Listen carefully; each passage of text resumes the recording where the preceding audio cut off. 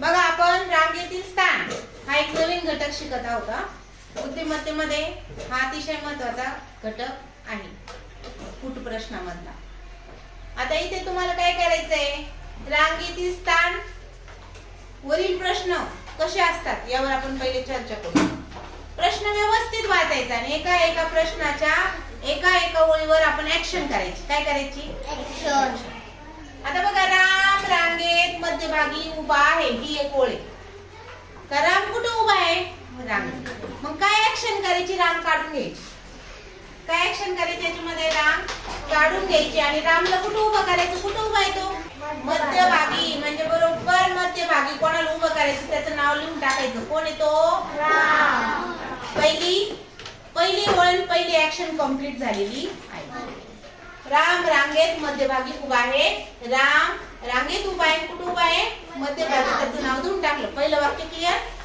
आता दुसरं वाक्य, त्याच्या पुढे 5 मुले उभी आहेत। राम इथं उभा आहे, असं समजा की त्याचं तोंड इकडे आहे, तर त्याच्या पुढे किती मुले उभे आहेत? 5 मुले। आता याच्यावर काय ऍक्शन करणार?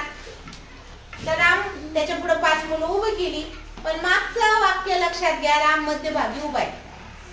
जर त्याच्या पुढे 5 मुलं आहेत आणि तो मध्यभागी उभा आहे, तर त्याच्या मागे किती मुलं असतील? 5। म्हणजे ऍक्शन काय? जर त्याच्या पुढे 5 मुलं उभे आहेत, तर त्या वाक्याची पुढची ऍक्शन काय आहे? तर त्याच्या मागे सुद्धा किती मुलं उभे आहेत? 5 मुले उभी आहेत। पुढचा तिसरं वाक्य, त्याच्यामध्ये आपल्याला विचारलाय प्रश्न, तर रांगेत एकूण किती मुले आहेत? आतापर्यंत केलेल्या ऍक्शन नुसार आपल्याला उत्तर डायरेक्ट मिळालेलं आहे। मग तो मध्यभागी उभा आहे, पुढे 5 मुलं आहे, मागे 5 मुलं आहे, म्हणजे 5 5 आणि मध्ये उभा असलेला राम 1, असे टोटल किती मुलं आहेत रांगेत? 11 आहेत। आपलं उत्तर आलेलं बरोबर।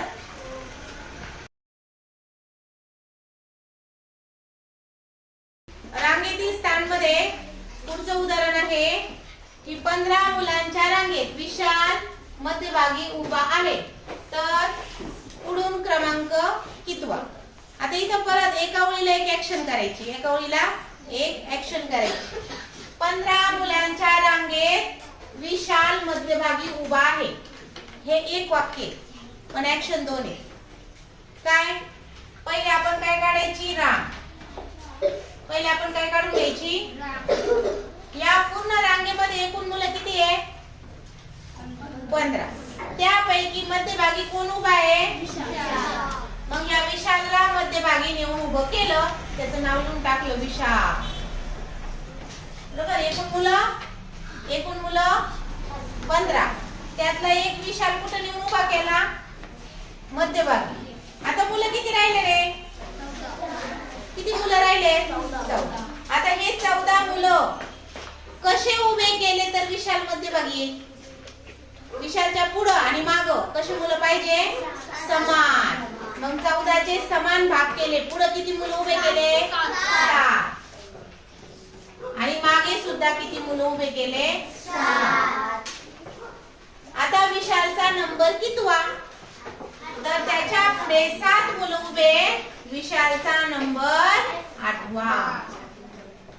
आणि बघा, तो मध्यभागी उभा आहे, म्हणून त्याचा पुढून जरी मोजला तरी नंबर 8वाच येईल आणि मागून जरी मोजला तरी नंबर 8वाच येणार आहे।